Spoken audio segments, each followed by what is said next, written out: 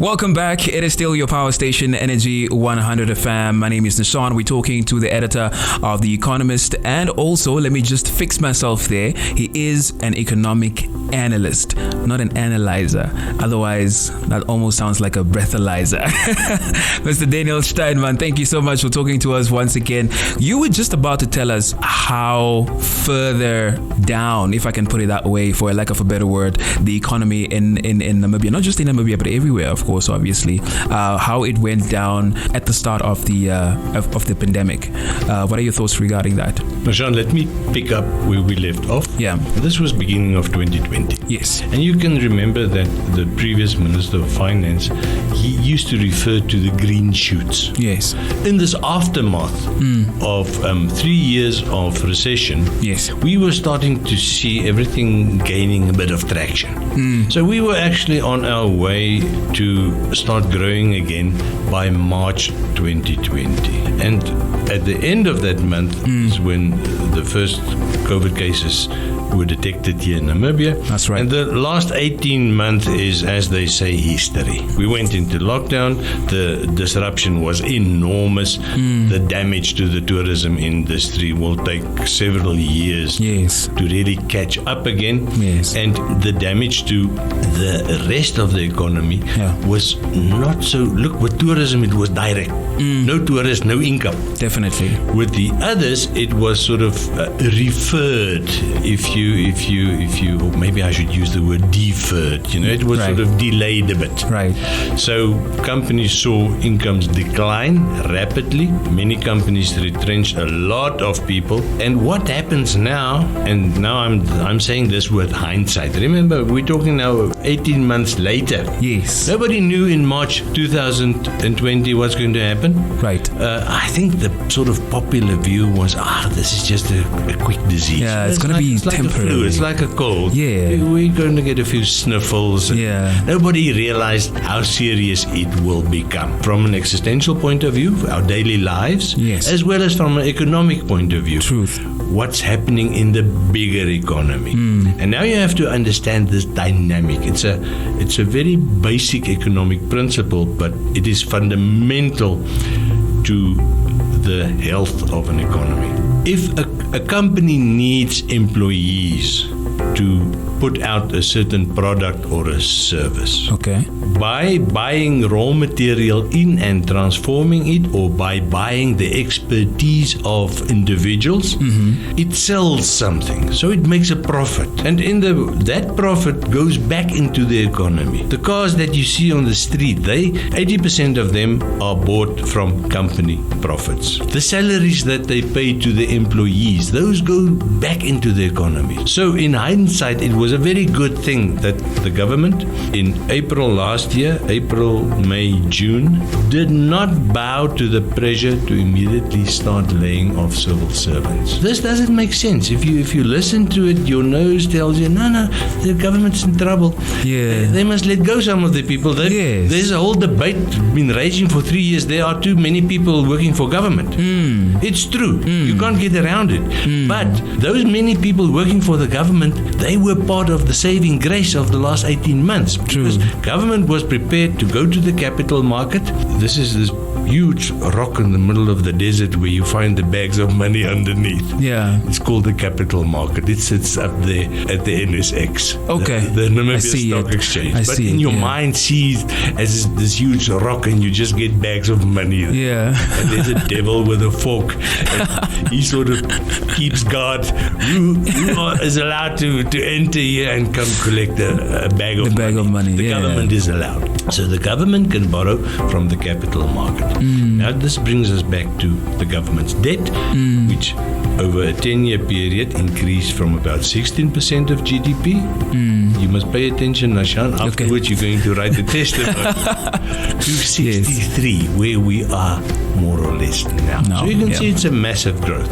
But remember, every month the government pays 160, 170,000 salaries. If you put all the parastatals and all the entities bodies, organizations that are dependent on government funding, like UNAM and NUST and all these. Remember, they don't operate in a vacuum. There's a very thick stream of government money flowing in there. But that stream of money is what prevented us from going completely dead over the last 18 months. Do you see that interaction, that rolling thing? Yes. Very important to understand the importance of a government not acting aggressively to reduce its expenses, rather borrowing the money because it has got the ability to go borrow. And the capital market, the place that wants to lend it money, is there and it's active. And to continue paying the salaries because that keeps the economy going. It's a very, very, very important part of the local economy. Now you're asking me, what are the prospects? Yes. And I'm telling you, prospects are relatively good because we did not shut down the economy. We went, and by we, I'm talking about everybody in government, everybody in private companies, all Namibians who participate in the economy. And it includes individuals. Yeah. They went to the trouble of taking up additional debt. Why? To keep the wheels turning. Because if we had shut down, and this is where this anomaly comes in, and it's important that you understand the implication of shutting down the economy. It is very, very, very expensive to restart it. It is less expensive to borrow money to keep it going until it goes better again than what it is to shut it down to try and save money. Makes sense. So in a recession like COVID-19 that is externally induced, it is very important to use that debt facility to keep the economy going, because at some point it's going to go better again. And it may be 6 months, it may be another year. But at one point, all the money that we, again that collective Namibian we, that we had to borrow to keep the economy going, is going to be insignificant. It's going to be nothing, because the ability of the economy to generate new business has been maintained, protected through all this debt that we were forced to take on in an 18-month period. Very insightful, very thought-provoking. It's lighting up. I'm like, wow, I never looked at it that way. Very, very... It's very important. Yeah. All right. Awesome stuff. Yeah. And the other thing is, we can carry on for a while like this. Yeah. It mustn't threaten you too much. You mustn't go sit there behind your own little hookey and say, oh, the heavens are going to fall on us. Yeah. They're not. Wow. Yeah. But we have used this facility or this ability to use the debt market, and it's called the debt market. Yes. And it means that you got a little poorer. Yeah. But your potential for quickly growing again is good. Yeah. You've maintained that. Yeah. The economy, its structures have not been impeded. It is still a functional economy. It's running. So when the tourists start arriving again, we can give them a place to sleep. Meaning we can collect their US dollars and their euros again. Yeah. And their what's the currency in China, Russia? And yen. Is it yen in China? No, I think yen is Japan. Renminbi. We can. Oh yeah.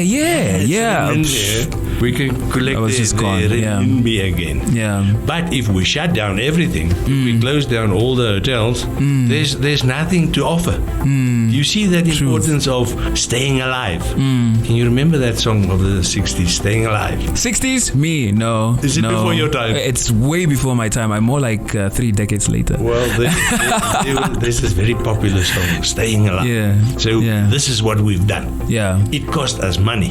But now we are in a position as the economy, the economic actors, as they all start reactivating worldwide, that we can play our part in that thing, and that we can grow the economy. Now remember, we want to go to before to so-called pre-COVID levels. Huh? Yes. It's not that we don't just want to get stuck there where we were in 2016. Yeah. We were in trouble then. Yeah. We want to resume growth. And if I go by the snippets that I see every week, stuff that we write about. This is one story in yesterday's Economist. Tap a meal. Did you know there's an app that you can use on your telephone, like a delivery service? For food? Yes. Yes. From a restaurant Yes. to a house. Yes. I didn't know that. And that the guys use motorbikes. Yes, they do. It's very economical. The only thing that's cheaper than a motorbike is a bicycle. Yes. But then you will have to wait 2 hours for your food. That's right. That's right. Yeah. So you see, this is a sign of economic revival. It's initiative. It is somebody with an idea and the conviction that yes, let's try this. This can work. Why? Because now everybody is sitting back and very scared, very reluctant to make a move. Yeah. And this is what we need. Also, the Walvis Bay Harbour. Just briefly, Nashawn, do I still have a few seconds there? A few seconds, like a minute, well, like a minute. Walvis Bay Harbour is exploding. Yeah. With cargo, the volumes they've just grow and grow and grow and grow. And there were a lot of naysayers when the investment had to be made. But you first have to build the harbour before you can expect the stuff to move through it. That's true. If there's no harbour, there's no way to move the stuff. That's right. And this is what Walvis Bay is a clear example of.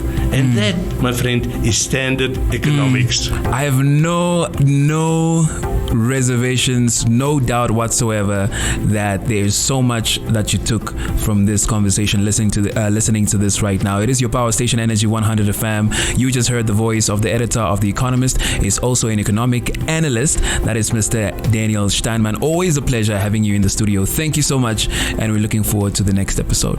Until next week, Rashan. Until next week, keep it locked to your power station. We're out of here.